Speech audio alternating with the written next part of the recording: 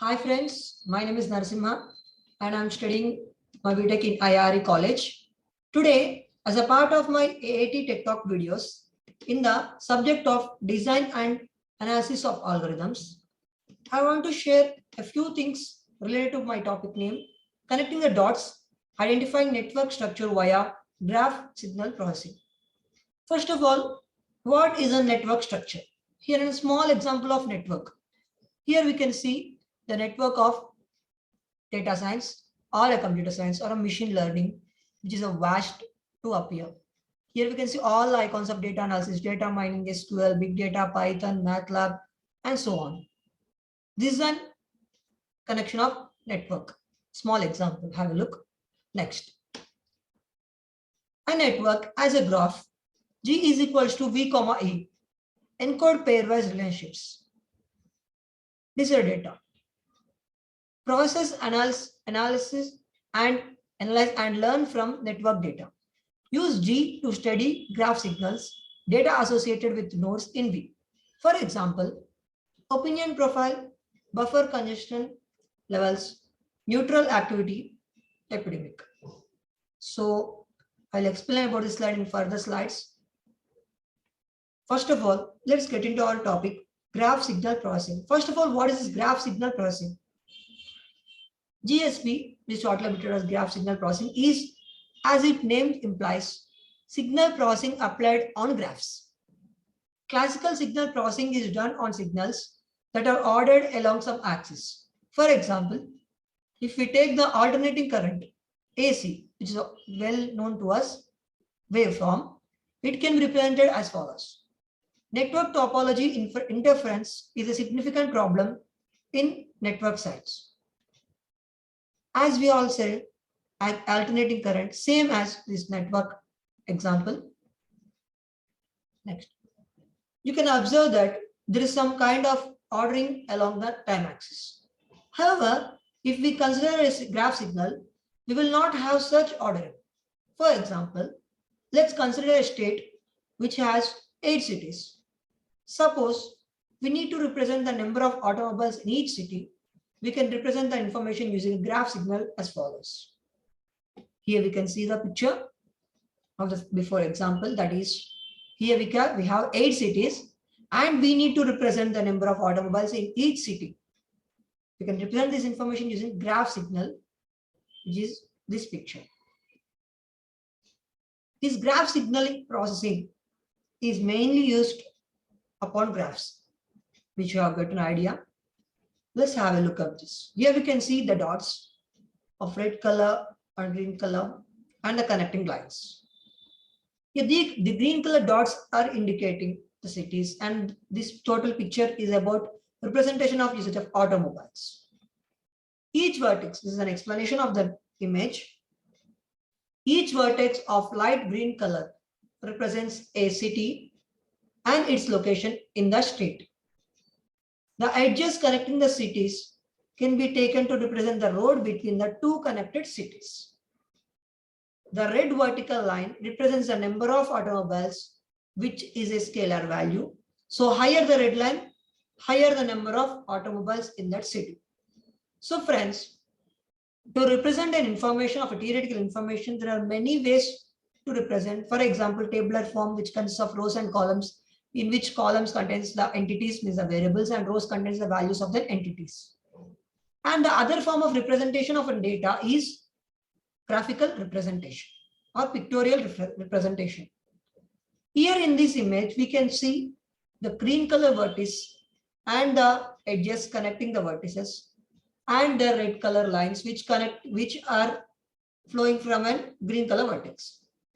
Here, the green color dots are representing the 8 cities which I have specified before, and the connecting lines which are in blue color, the edges represent the roads between the cities, and the red color lines which are connecting the green dots are represents the usage of the automobiles.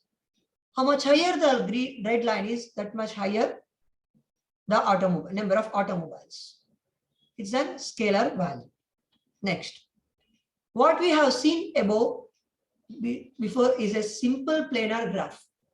It's a simple planar graph. However, We can represent complex models in higher dimensional graphs.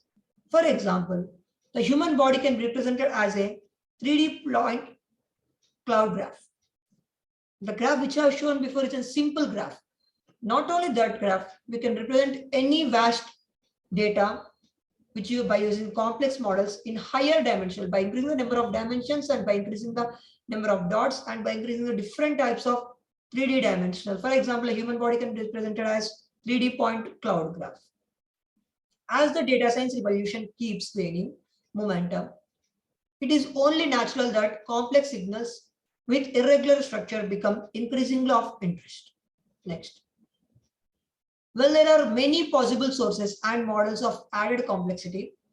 A general proximity relationship between signal elements is not only a plausible but a ubiquitous model across science and engineering, which I said before.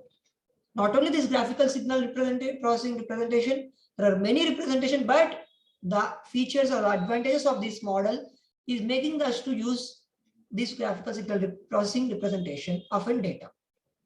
Applications. For every terminology, there is an applications through by which we are using that model. While coming to these applications, this section presents numerical tests conducted on real data to demonstrate the effectiveness of selected graph learning methods, ranging from ad hoc thresholding based network constructions all the way to algorithms for identification of directed time varying graphs. So this terminology used for time varying graphs and network topology and network constructions to visualize the data in an easy manner means when we are representing the data, the reader who is reading the data or who is seeing the representation of our data should easily understand what is the data and what we want to say to him. Through test cases, we show impact to diverse application domains, including the economy, computational biology, neuroscience, and online social media. Not only for time varying graphs, for many aspects, for many fields, this terminology is used. This is a short example. Please have a look. First of all, what is a graph? Vertices connected via some links. Vertices are also known as nodes, and the links are also known as edges, which I've shown before in the before example. Graph signal, set of scalar or vector values defined on the vertices. Here we can see a small graph signal, means an image. Please have a look. Graph G is equals to brackets V, E, W. Vertex set V is equals to set of V1, V2, and so on. Edge set E is a set of V1, V2, V1, V3, so on. Weighted edges W, set of weights A, I, J. Graph signal X is equal to set of X1, X2, so on. Neighborhood HO, and so on. Here, the edge set represents the edges between the two vertices, means two nodes, and vertex set is a combination of nodes. And here we can see at last graph signal and neighborhood HO. Next.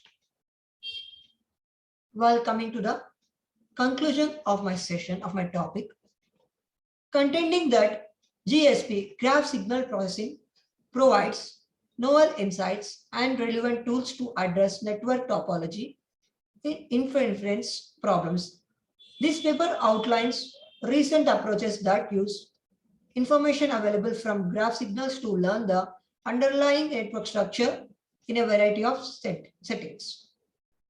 So, well, coming to the conclusion, the applications of graph signal processing are mainly saying us to use this terminology. So, aligned with current trends in data-driven scientific inquiry into complex networks, the overarching aim is to shift from first point, descriptive accounts to inferential GSP, graph signal processing techniques that can explain as well as predict network behavior, and from second point, ADH4C graph constructions to rigorous formulations rooted in well-defined models and principles. The two conditions are visualizing the usage of GSP. First one defines the descriptive accounts to inferential GSP techniques, and second one describes about the usage of ADH4C graph constructions, which are well-defined models and the principles are well-defined.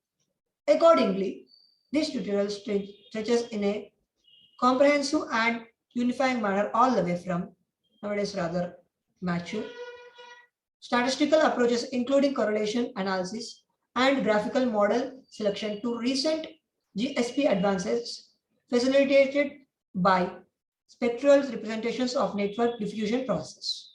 So once again, have a look of all the slides from the starting onwards. So now I hope the meaning of the slide can be known to you. The graph consists of nodes and edges, means vertices and edges. V and E specifies that. And the edges connecting between the vertices are the combination of relations between the vertices. And by this, we can know our topic name, connecting the dots, identify the network structure via graph signal processing. So the pictorial representation, which I have shown here, is proper example of a graph signal processing. Here the vertices represented the edges and the cities, and the edges are representing the roads, and the red line is representing the number of automobiles. This is about our session, connecting the dots. And thank you, friends. I hope my lecture is useful to you. And thanks for listening. Thank you, friends.